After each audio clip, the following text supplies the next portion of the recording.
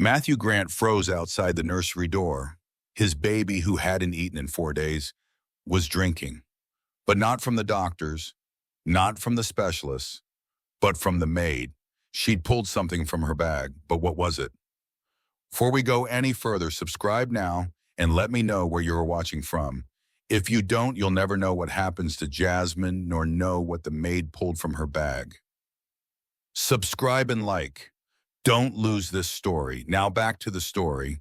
Matthew Grant's hand froze on the crystal doorknob. Through the crack in the nursery door, he could see his daughter, 6-month-old Jasmine, cradled in the arms of the new maid, Tiana Brooks. The baby's lips moved against a bottle wrapped in something soft and cream-colored. Tiana hummed quietly, her eyes closed, rocking in the chair his late wife had chosen. Jasmine was eating. For the first time in 4 days, his daughter was eating. Matthew's chest tightened. 3 pediatricians, 2 feeding specialists, and a private nurse had all failed. But this woman, this quiet, unassuming maid he'd barely spoken to, had done what no one else could.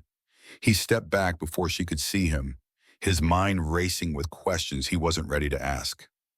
Matthew walked down the marble hallway, his footsteps echoing in the emptiness. He stopped at the portrait of Karen, his wife, Jasmine's mother, hanging near the grand staircase. Her smile was frozen in time, painted 6 months before she died. For the emergency C-section, before the complications, before his world collapsed into a silence no amount of money could fill. He had built this mansion to be a fortress, controlled, pristine, safe. But now, standing alone in his own home, he realized he had built a tomb, and his daughter was starving in it, until a maid with kind eyes and a worn bag had done what he could not. He locked himself in his study, sinking into the leather chair that suddenly felt too large. His hands trembled as he poured bourbon he wouldn't drink. The image of Jasmine in Tiana's arms replayed in his mind like a film he couldn't stop. Karen's voice echoed in his memory, her final words in the delivery room. "Promise me you'll hold her. Promise me she'll know love." He had promised, and he had failed. In the first weeks, he couldn't even look at Jasmine without seeing Karen's absence. So he hired professionals. The best nannies, the qualified nurses, people who knew what to do when he was too shattered to try. Tiana had arrived 3 days ago. The housekeeper recommended her. A quiet woman with references, but no credentials. Unremarkable. Soft-spoken. Matthew barely remembered approving the hire. Yet here she was, accomplishing what his money couldn't buy. He stood abruptly, pacing the study. Maybe he'd imagined it. Maybe Jasmine had only taken a few sips. Maybe it was coincidence, timing, luck. He needed to know. But confronting Tiana felt like admitting his own inadequacy, so he decided to watch, to observe from the shadows of his own home. Matthew returned to the hallway outside the nursery, his breath shallow. He pressed his back against the wall and listened. And then he heard it, a sound so unfamiliar it startled him. Jasmine cooed, soft, content, alive. His daughter was making sounds he had never heard before. Matthew closed his eyes, and for the first time in 6 months, he let himself feel something other than grief. Hope. Have you ever felt so broken you couldn't even hold the people you love? Drop a comment if you understand what Matthew is going through. And if you want to see if he finds his way back, subscribe now, because this story gets deeper. Matthew watched from the shadows the next day, a ghost in his own home. Tiana moved through the mansion with gentle efficiency, her presence barely a whisper. She dusted the mantle in the sitting room, folded linens in the hallway, but the moment Jasmine's cry pierced the air, she stopped. No hesitation. She set down whatever she was holding and went to the nursery. Every time. The private nurse, Mrs. Calloway, stern and credentialed, tried to feed Jasmine at noon. Matthew watched from the corridor as the woman positioned the bottle with clinical precision. Jasmine turned her head, whimpering, her tiny fists clenched. Mrs. Calloway's jaw tightened. She tried again. Jasmine wailed. Then Tiana appeared in the doorway, her arms full of fresh towels. She didn't say a word. She simply set the towels down and reached for the baby. Vdal. Calloway handed Jasmine over with visible frustration and left the room. Tiana settled into the rocking chair, cradling Jasmine against her chest. "I know, sweet girl," she whispered. "I know it's hard." She pulled the cream-colored cloth from her apron pocket, wrapped it carefully around the bottle, and offered it. Jasmine latched on immediately. Matthew's breath caught. It wasn't magic. It was something else. Something he couldn't name. Throughout the day, he noticed the way Tiana spoke to Jasmine. Constantly. Softly. "We're going to change you now, little one. There we go. You're so brave." She hummed while folding blankets. She narrated every action as if Jasmine could understand. "Let's open the curtains. Look at the sunlight. Isn't it beautiful?" Jasmine's dark eyes followed Tiana everywhere. When Tiana moved across the room, Jasmine's head turned. When Tiana hummed, Jasmine stilled. The head housekeeper, Mrs. Brennan, found Matthew lingering near the nursery that afternoon. "She requested this floor, you know," Mrs. Brennan said quietly. "Tiana, when I hired her, she asked if she could work near the baby's room. Said she didn't mind the crying." Matthew said nothing. Mrs. Brennan gave him a knowing look and walked away. He returned to his observation post by evening. Tiana was preparing another bottle, the cloth already in her hands. He studied her, really looked at her for the first time. Her shoes were worn at the heels. Her uniform was faded, mended at the sleeve. But her hands moved with reverence. She touched everything as if it mattered. The bottle, the cloth, Jasmine. Matthew didn't understand what made her different. She had no certifications, no prestigious training, no specialized knowledge. But Jasmine knew. His daughter reached for Tiana when she entered the room, softened at the sound of her voice, ate when she offered food. And Matthew, standing in the hallway of his fortress, realized he needed to know why. He needed to understand what this quiet maid possessed that all his wealth could not buy. Sometimes the people we overlook are the ones who save us. Like this video if you've ever been underestimated or if you've underestimated someone. Subscribe if you want to see what Matthew discovers next. Matthew caught her in the hallway just after sunset. Tiana had just finished feeding Jasmine, her steps soft as she closed the nursery door behind her. He stepped out from the adjacent room, blocking her path. She startled, her eyes widening. "Mr. Grant," she said, her voice barely above a whisper. "Is something wrong?" "What did you do?" The question came out harsher than he intended. "What did you do to make her eat?" Tiana's hands twisted together at her waist. I just fed her, sir, like I've been doing." "No," Matthew shook his head, frustration leaking into his tone. 3 specialists couldn't get her to take a bottle.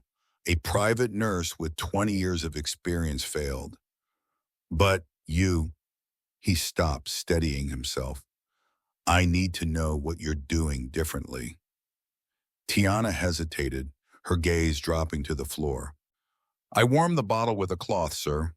That's all." "A cloth?" Matthew's brow furrowed. "Show me."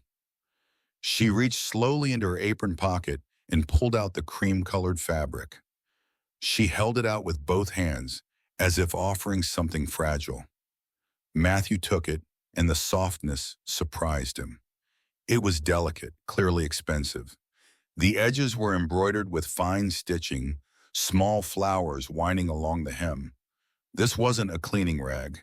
This was something old, something cherished. "Where did you get this?" His voice was quieter now, cautious.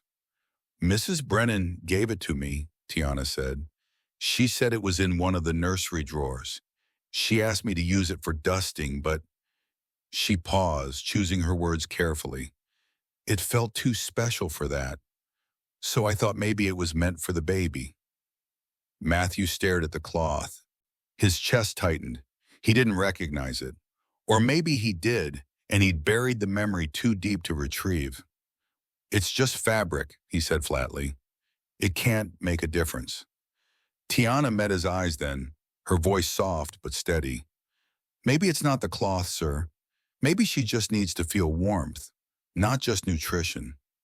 The words landed like a blow. Matthew's jaw clenched.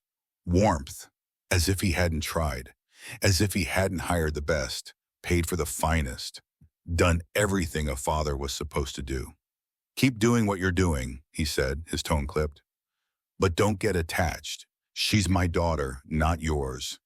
Tiana nodded, her expression unreadable. Yes, sir. She slipped past him, disappearing down the hallway without another word.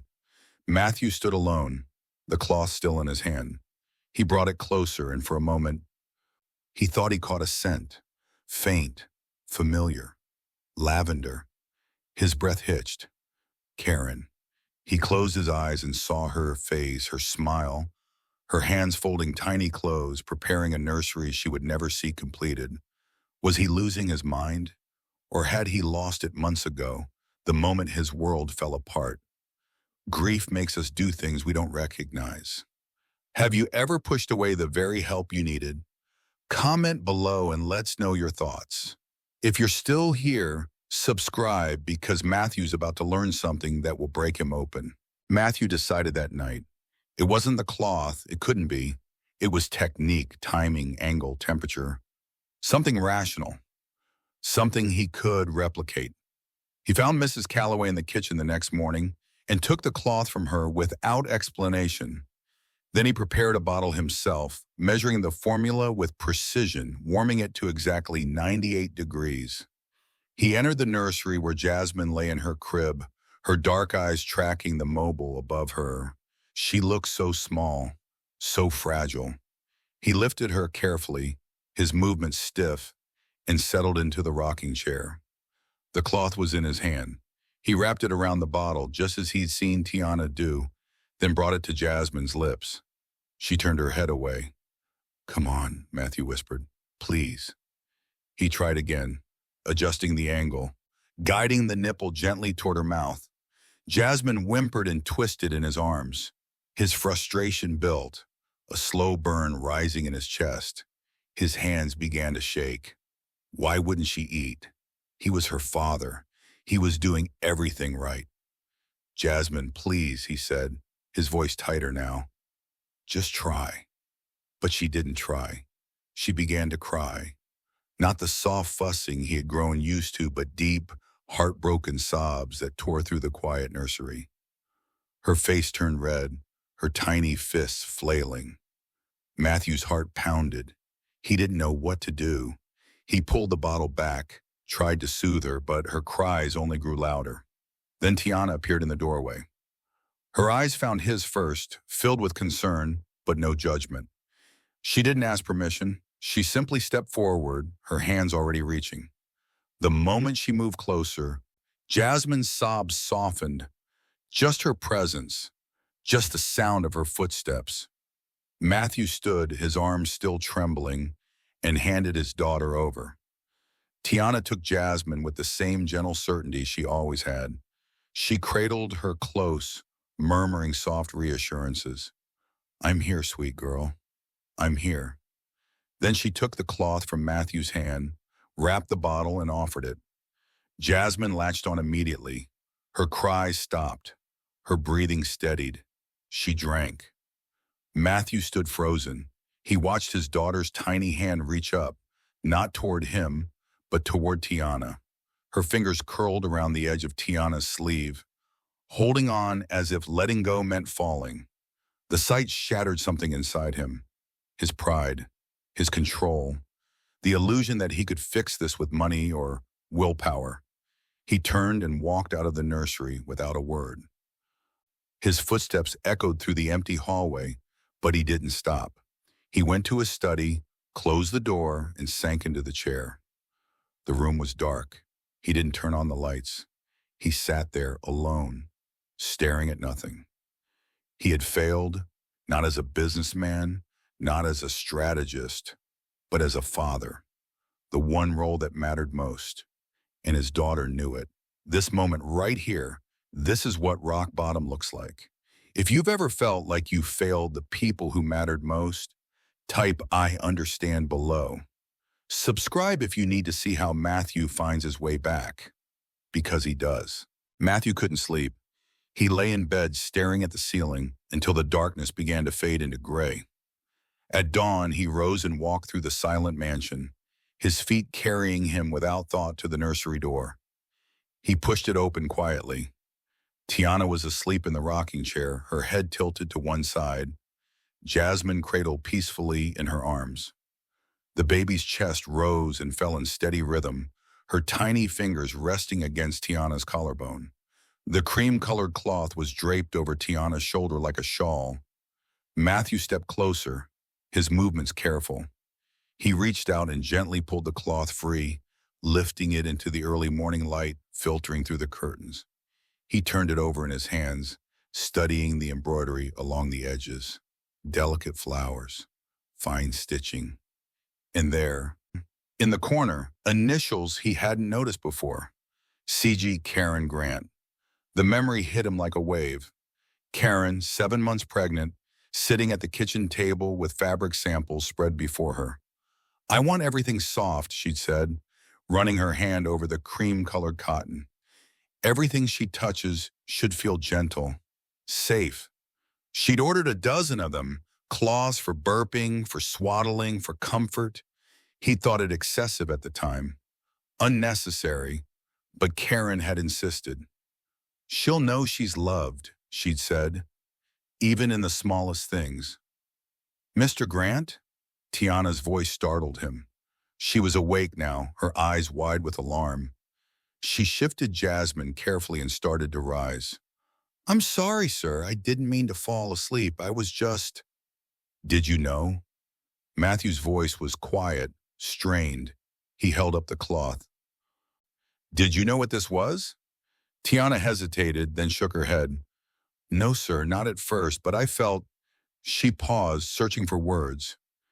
"It felt special, important. It smelled faintly of lavender. I thought maybe it was meant for the baby." "Lavender," Matthew repeated. Karen's scent, her favorite. She'd kept sachets in every drawer.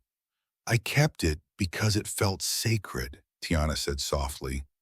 "Like it was made for her, for Jasmine." Matthew's throat tightened. He had forgotten. In his grief, in his desperate need to shut everything out, he had forgotten Karen's careful preparations. The way she'd planned for a daughter she would never hold. The love she'd woven into every detail.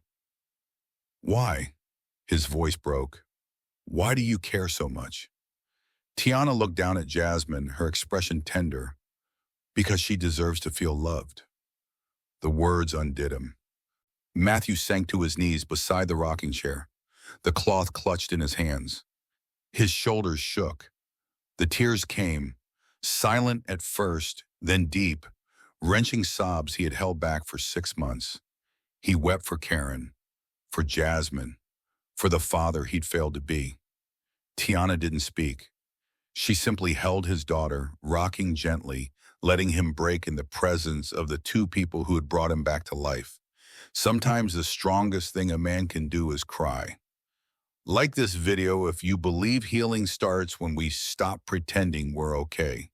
And subscribe, because what happens next will restore your faith in second chances. The call came at 2 in the morning. Matthew jolted awake to Mrs. Calloway's frantic knocking.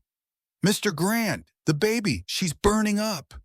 He ran to the nursery, his heart hammering against his ribs. Jasmine lay in her crib, her face flushed red, her body trembling. Mrs. Calloway hovered over her, a thermometer in hand. 103.5. "We need to get her to the hospital, now." Matthew froze. The hospital. White walls, beeping machines. Karen's hand going limp in his. He couldn't breathe. He couldn't move. The fear paralyzed him, dragging him back to the night he had lost everything. Then Tiana appeared in the doorway, her hair loose, still in her nightclothes. She didn't ask questions. She moved to the crib, placed her hand gently on Jasmine's forehead, and turned to Mrs. Calloway. "Bring me a cool cloth and the cream blanket from the dresser. We don't have time for—" Mrs. Calloway started. "Please," Tiana said quietly. Her voice was calm, certain. Mrs. Calloway hesitated, then left the room. Tiana lifted Jasmine carefully, cradling her against her chest. She pulled Karen's cloth from the nearby chair and wrapped it around the baby's small body. Then she sat in the rocking chair and began to hum. "This is insane," Mrs. Calloway said when she returned with the damp cloth. "She needs a doctor." But Matthew couldn't look away from Tiana. Her hands were steady, her voice low and soothing. She pressed the cool cloth gently to Jasmine's neck, her wrists, her forehead, and then she began to sing. The melody was soft, lilting, familiar. Matthew's breath caught. He knew that song. Karen had recorded herself singing it, a lullaby she'd composed during her pregnancy. He'd listened to it once after she died and never again, but Tiana knew it. Somehow she knew it. Jasmine's rapid breathing began to slow. Her whimpers softened. Tiana kept singing, rocking in a rhythm as old as time. Matthew moved closer and knelt beside the chair. He placed his hand on Jasmine's tiny head, feeling the heat beneath his palm. And for the first time since Karen's funeral, he prayed, whispered words he'd abandoned. "Please, please let her be okay." Minutes passed, then an hour. The sky outside began to lighten. Tiana never stopped rocking, never stopped singing. And slowly, Jasmine's fever began to break. Her skin cooled, her breathing evened. She fell into a deep, peaceful sleep. Matthew looked up at Tiana. Her eyes were heavy with exhaustion. But she still held his daughter as if nothing else in the world mattered. He understood then. Love wasn't control. It wasn't money or specialists or perfectly sterilized rooms. It was this: presence, steadiness, staying when everything fell apart. "Thank you," he whispered, his voice breaking. "Thank you. Love isn't about control. It's about showing up. Comment if you've ever learned this lesson the hard way. Subscribe if you want to see how this family rebuilds. The best part is still coming." Matthew found Tiana in the hallway that evening as she prepared to leave. "Would you stay?" he asked. "Just for a bit. I'd like to talk." She looked surprised, her hand pausing on her worn bag. "Of course, Mr. Grant." He led her to the sitting room, a space he rarely used. He gestured to one of the chairs and went to the sideboard. "Tea?" he offered. "That would be nice. Thank you." He prepared 2 cups, his movements careful, deliberate. When he handed her one, she accepted it with both hands, as if the gesture itself was precious. They sat in silence for a moment, the only sound the quiet clink of porcelain. "Where did you learn it?" Matthew asked finally. "To care for children the way you do." Tiana's fingers tightened around her cup. She looked down, considering her words. "I didn't learn it anywhere formal, sir.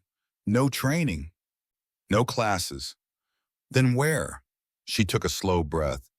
"I grew up in foster care, 7 different homes before I aged out of the system."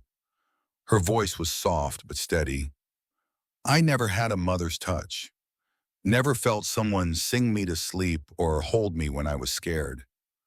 I used to watch the other kids, the ones who had that, and wonder what it felt like." Matthew's chest tightened. "So I decided," Tiana continued, "that if I ever had the chance, I'd give it, even if I never received it myself, because every child deserves softness, deserves to feel safe." "The cloth," Matthew said quietly. "Karen's cloth. You said it felt sacred." Tiana nodded, her eyes glistening. "It did. It smelled like love, like the kind of care I'd always longed for. I kept it because—" She paused, her voice trembling. "Because it represented something I wanted to protect. Something I wanted Jasmine to have." Matthew set his cup down. For the first time, he truly saw her, not as the maid, not as the hired help, but as a woman who had walked through her own kind of grief and chosen to turn it into something beautiful. She had saved his daughter's life, not with credentials or money, but with presence, with the softness she'd never known.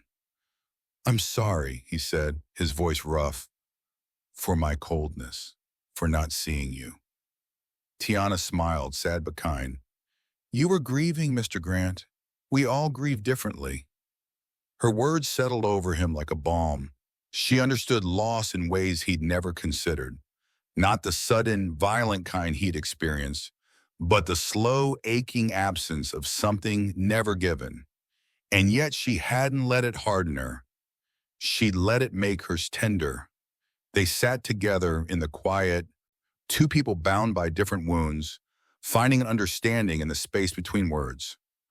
The people who've been hurt the most are often the ones who give the most love. If you know someone like Tiana, someone who gives what they never received, tag them below. Subscribe if stories like this matter to you. We need more of them. The Whitmore family arrived on a Tuesday afternoon for what should have been a routine business meeting. Matthew led them through contract negotiations in his study, but Mrs. Whitmore's attention kept drifting toward the sounds from the nursery down the hall. During a break, she excused herself and wandered toward the soft humming.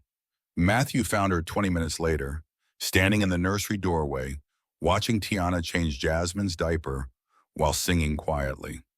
When the meeting concluded, Mrs. Whitmore pulled Tiana aside in the hallway. Matthew couldn't hear their conversation, but he saw Tiana's eyes widen, saw her hand move to her mouth. He didn't think about it again until Mrs. Brennan found him that evening. "Sir, I thought you should know. The Whitmores offered Tiana a position, double salary, full benefits, her own living quarters." The housekeeper's face was carefully neutral. "She asked for time to consider." The words hit Matthew like a physical blow. His chest constricted. He could lose her. The thought sent panic racing through his veins, a sensation he hadn't felt since Jasmine's fever. He stood abruptly and headed for the nursery. The door was ajar. Inside, Tiana stood by the dresser, her small canvas bag open on the rocking chair. She was folding Karen's cloth with trembling hands. "Are you leaving?" Matthew's voice came out rougher than intended. Tiana turned startled. "Mr. Grant, I don't know yet. The Whitmores made you an offer." She nodded slowly. "They did. It's generous. More money than I've ever—" She stopped, looking down at the cloth in her hands. "It could change my life." "Then why haven't you accepted?" Tiana's fingers tightened on the fabric. "Because I don't know if I deserve to stay here. I'm just a maid, Mr. Grant. I clean floors. I dust furniture. That's all I'm supposed to be." Matthew crossed the room in 3 strides. "Stop." His voice was firm but gentle. He placed his hand over hers, stilling her movements. "You are not just a maid. You saved my daughter's life. You gave her something no amount of money could buy." Tiana's eyes filled with tears. "Jasmine doesn't need another professional," Matthew continued. "She doesn't need credentials or training. She needs you. I'm asking you to stay, not as a maid, as Jasmine's full-time caregiver, as part of this family." "Are you sure?" Tiana whispered, her voice breaking. Matthew's throat tightened. "You brought my daughter back to life. You brought me back to life. Stay. Please." Tiana's tears spilled over. She nodded, unable to speak. Matthew stepped back and she turned toward the crib where Jasmine slept peacefully. She reached down, brushing her fingers gently across the baby's cheek. For the first time in her life, Tiana Brooks believed she belonged somewhere, and it felt like coming home. Belonging isn't about where you work, it's about where you're loved. Like this, if you've ever finally found your place. Subscribe because the final chapter will leave you in tears, the good kind. Weeks passed, and the mansion began to transform. The silence that had once pressed against the walls like a weight lifted, replaced by sounds Matthew had thought he'd never hear. Laughter echoed through the nursery. Jasmine's babbles and coos filled the hallways. Her smiles, bright and frequent now, lit up every room she entered. Tiana read to her each morning, her voice steady and warm as she turned the pages of picture books. In the afternoon, she carried Jasmine into the garden, pointing out flowers and birds, letting the baby's tiny fingers brush against soft petals. And Matthew joined them. He learned to be still, to be present. He sat on the grass beside them, no longer afraid of doing it wrong. One morning, as he reached for his coffee, Jasmine stretched out her small arms toward him, not toward Tiana, toward him. Matthew froze, then carefully lifted his daughter into his embrace. She settled against his chest, her hand curling into his shirt. He cried, quiet, grateful tears that he didn't try to hide. The staff noticed the change. Mrs. Brennan smiled more often. Mrs. Calloway softened her rigid routines. The mansion, once a mausoleum of grief, felt alive again. There was warmth in the air, lightness in the spaces between moments. Matthew had a photograph framed, one taken in the garden. Him, Jasmine, and Tiana sitting together beneath the oak tree, sunlight filtering through the leaves. He placed it on the mantel beside Karen's portrait. 2 images, 2 chapters, 1 family. Tiana became family, not by title or contract, but by love. She was there for Jasmine's first real laugh, her first attempt to sit up, her first taste of solid food. The baby thrived, hitting milestones ahead of schedule as if making up for lost time. Matthew understood now. The greatest inheritance he could give his daughter wasn't wealth or property or a prestigious name. It was the warmth of people who truly saw her, who loved her not for what she represented, but for who she was. One evening, Matthew stood in the nursery doorway watching Tiana rock Jasmine to sleep. The baby was wrapped in Karen's cloth, her breathing slow and even. Tiana hummed the lullaby softly, her eyes closed, her expression peaceful. Matthew stepped inside quietly and knelt beside the chair. He placed his hand gently on Jasmine's head, feeling the rise and fall of her breath. Then he looked up at Tiana and whispered, "Thank you." The words carried more than gratitude. They carried recognition, respect, love. Tiana's eyes glistened, but she smiled. Matthew looked at his daughter, then at the woman who had saved her life, and finally at the portrait of his wife watching over them all. The house at last was a home, and he was finally truly a father. This is what redemption looks like. What did this story teach you about love, grief, or second chances? Drop your comments below. Share this with someone who needs to know that broken things can be made whole again. And if you believe stories like this deserve to be told, subscribe, because we're just getting started.